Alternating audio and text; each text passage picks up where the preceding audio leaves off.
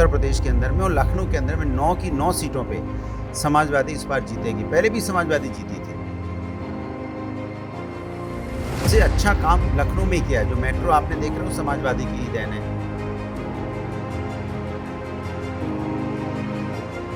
तो river front मिला हुआ वो भी समाजवादी ने दिया है लखनऊ में। स्टेडियम भी समाजवादी की देन है। जिसे रोड आप देख रहे हो, इंफ्रास्ट्रक्चर आप देख रहे हो, समाजवादियों ने लखनऊ को लखनऊ बनाया है। कि ये लोग हैं जो काम करते हैं। भारतीय जनता पार्टी सिर्फ यहाँ पे कारनामे करती है। कि समाजवादी पार्टी कभी जात की राजनीति करती ही नहीं है। उत्तर प्रदेश में कुछ ऐसे उम्मीदवार आपको नजर आएंगे चुनाव लड़ते हुए जिन्हें जानना आपके लिए ज़्यादा इसलिए नया नहीं होगा क्योंकि अक्सर आप उन्हें देखते हैं, लेकिन दिलचस्प बात यह है कि ये चेहरा जो है ये खुद भी चुनाव लड़ रहे हैं समाजवादी पार्टी से और इनकी सास जो है वो भी चुनाव लड़ रही हैं। ये भी एक दिलचस्प चीज़ है। अनुराग भदौरिया जो आप जानते हैं कि अक्सर प्राइम डिबेट्स में दिखाई देते हैं, लेकिन जितना प्राइम डिबेट आसान है उतना ही चुनावी मैदान मुश्किल है। अनुराग जी, जो तस्वीर इस वक्त है कि लखनऊ की 9 सीटों में से पिछली बार बीजेपी ने 8 सीटें निकाली थी, तो इस बार समाजवादी पार्टी कितनी सीट निकाल पाएगी? और लखनऊ पूर्वी तो खासतौर से बताया जा रहा है कि काफी ज्यादा मुश्किल सीट है जो फंस सकती है। अगर आप किसी भारतीय जनता पार्टी के व्यक्ति से पूछेंगे तो ऐसा ही बोलता है। लेकिन दरअसल बात यह है कि उत्तर प्रदेश के अंदर में और लखनऊ के अंदर में 9 की 9 सीटों पे समाजवादी इस बार जीतेगी। पहले भी समाजवादी जीती थी। पिछली बार ही कुछ गड़बड़ हो गया था, लेकिन इस बार समाजवादी पार्टी दोबारा से 9 सीटों पे अपना परचम लहराएगी। तो आप एक्टिव रहते हैं, लेकिन इस लखनऊ पूर्वी सीट जो है यहाँ पे जो आशुतोष टंडन है उन्होंने पिछली बार भी मतलब 20,000 से ज़्यादा वोटों से हराया था सपा को, और इस बार भी उनको काफ़ी मजबूत दावेदार माना जा रहा है। देखिए, अगर आप उनके बारे में जाके किसी से पूछ लेंगे तो आपको बता देंगे कि वो इस क्षेत्र में आए ही नहीं 5 साल तक और शहरी विकास मंत्री हैं। और आप जरा घूम के देख लीजिएगा रोडों की हालत क्या है। जरा सा भी अंदर घुस जाएंगे गलियों में तो आपको पता चलेगा। और जो थोड़ा बहुत आपको दिखाई भी दिया है, अभी 10-5 दिन में उन्होंने जल्दी जल्दी ऊपर से रिपेयर भले किया, लेकिन अंदर अभी वैसी नालियाँ। लेकिन इसे कैसे हटा सकते हैं हम कि लखनऊ के शहरी इलाकों में बीजेपी को लेकर के काफ़ी एक माइंडसेट ही रहता है कि ठीक है, ज़्यादा उनको उनकी सोच से हिलाना मुश्किल है। वो कैसे आप कवर? लेकिन वो बदला है ना, क्योंकि समाजवादी पार्टी ने सबसे अच्छा काम लखनऊ में किया है। जो मेट्रो आपने देख रहे हो समाजवादी की ही देन है। आप आए होंगे ताज से तो आपको रिवर फ्रंट मिला होगा, वो भी समाजवादी ने दिया है लखनऊ में। लखनऊ में अगर स्टेडियम भी समाजवादी की देन है। लखनऊ में ऐसे बहुत सारे काम हैं। जैसे रोड आप देख रहे हो, इंफ्रास्ट्रक्चर आप देख रहे हो, समाजवादियों ने लखनऊ को लखनऊ बनाया है। जो लखनऊ एक छोटा सा था उसको इतना बड़ा लखनऊ समाजवादियों ने बनाया है। जब यहाँ पे कैंसर हॉस्पिटल आए, HCL आया, कितने सारे काम समाजवादियों ने यहाँ पे किए हैं। तो अब उत्तर प्रदेश और लखनऊ की जनता जानती है कि ये लोग हैं जो काम करते हैं। भारतीय जनता पार्टी सिर्फ यहाँ पे कारनामे करती है। चाहे किसी तरह की झूठी सच्ची बातें करके वो लगता है कि हम लोगों को बहका लेंगे, लेकिन इस बार उत्तर प्रदेश और लखनऊ की जनता इतनी जगी हुई है।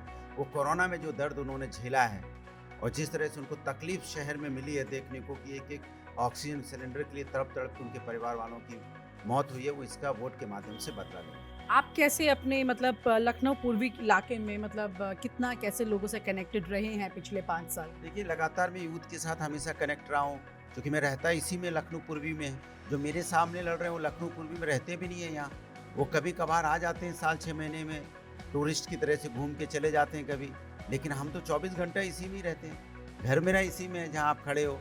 तो ये लखनऊ पूर्वी के साथ तो कभी इस पार्क में मैच खेल रहे हैं, कभी उस पार्क में जनता से मिल रहे हैं, कभी कोविड काल में उनकी मदद कर रहे हैं, तो कभी किसी समस्या में उनकी मदद कर रहे हैं। तो मैं तो 24 घंटे उन्हीं के बीच में रहता हूँ। और यहाँ के जाति समीकरण को कैसे हटा देंगे, क्योंकि इस बार तो जाति समीकरण पर चल रही है ना पूरी बात। लेकिन मैं कह तो रहा हूँ कि समाजवादी पार्टी कभी जात की राजनीति करती ही नहीं है। हमने बार बार विकास पे बात की है, महंगाई की बात की है, बेरोजगारी की बात की है। जो हमारे यहाँ मार्केट है, चाहे भूतनाथ मार्केट हो, इन मार्केटों को मुझे मॉडर्न तरीके से उसको बदलना है। इसको एक मॉडर्न मार्केट बनाने हैं, उसको एक एग्जाम्पल बनाने हैं, किस तरह के मार्केट भी डेवलप हो सकते हैं। ऑलरेडी मार्केट है भूतनाथ, यहाँ का बड़ा मार्केट है। उसको मॉडर्नाइज करना चाहता हूँ। लगे लोगों की हाँ कि भाई ये मार्केट है। और जो सीवर लाइन जिस तरह से यहाँ पे बुरी तरह से बर्बाद हैं, खुद ही पड़ी रहती हैं, कोई देखने वाला नहीं है, उसको भी हमें एकदम चुस्त और दुरुस्त करना है, जिससे लोगों का जीवन आसान हो जाए। जैसे इस वक्त अखिलेश यादव इतनी जगहों पर जा रहे हैं और दिखाई दे रही है कि तस्वीर शायद कुछ नए बदलाव के साथ दिखाई देगी, तो क्या उसका असर यहाँ लखनऊ पूर्वी में? देखिए, अब उत्तर प्रदेश की जनता को, लखनऊ को पता हो गया है कि नई सपा है, नई हवा है, नया जोश है, बड़ों का साथ है। तो क्या इसमें अब गुंडाई नहीं होगी? हमारी पार्टी में कभी गुंडाई रही नहीं, परसेप्शन भारतीय जनता पार्टी बनाती है। आप देखिए उत्तर प्रदेश के जो मुख्यमंत्री, उनकी भाषा शैली देखिए, देखिए ना, गर्मी ठंडी कर देंगे, ठोक देंगे, मुंह काला कर देंगे, ये भाषा शैली उनकी रहती है। कभी आपने समाजवादी पार्टी के राष्ट्रीय अध्यक्ष की ऐसी भाषा शैली देखी है? हम उत्तर प्रदेश को सांस्कृतिक संस्कारिक उत्तर प्रदेश बनाना चाहते हैं और बीजेपी उसको आपराधिक और यहाँ पे सांप्रदायिक उत्तर प्रदेश बनाना चाहती है, बस दोनों में फर्क है।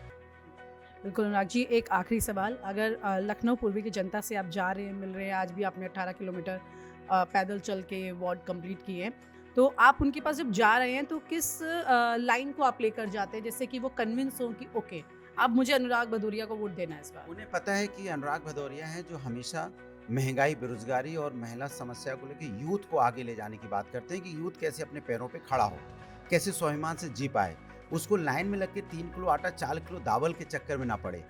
आप भारतीय जनता पार्टी कहती है कि हमने 80 करोड़ लोगों को राशन बांट दिया, इसके मतलब आपने 80 करोड़ लोगों को गरीब बना दिया उत्तर प्रदेश के अंदर में, जो आपकी लाइन में लग के आप उसको चावल दाल दे रहे हो। और हमारा कहने का मतलब है कि हम आपको आपके पैरों पे खड़ा करना चाहते हैं। आप इतना कमाइए कि आप अपने से खरीद सकते हैं और अपने बच्चों को ही पढ़ा सकते हैं, अपने माँ बाप को ही पाल सकते हैं।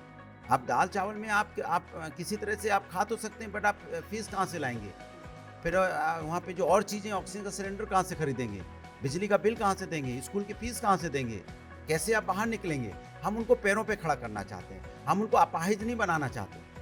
हम चाहते हैं वो स्वाभिमान तरीके से जिए और अपने पैरों पे खड़े हों।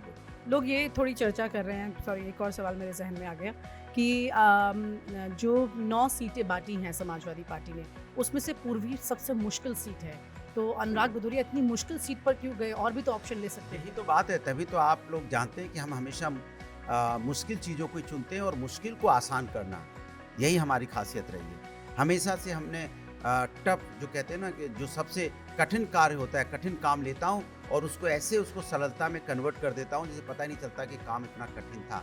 इस बार पूर्वी में भी आप देखेंगे, जो आप लोग ऐसा सोचते हो, आपको ऐसा लगेगा कि लखनऊ पूर्वी सबसे ईजी सीट है समाजवादी के लिए।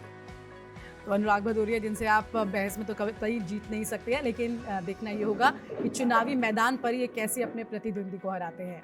विनीता यादव, लखनऊ पूर्वी, न्यूज़ नशा।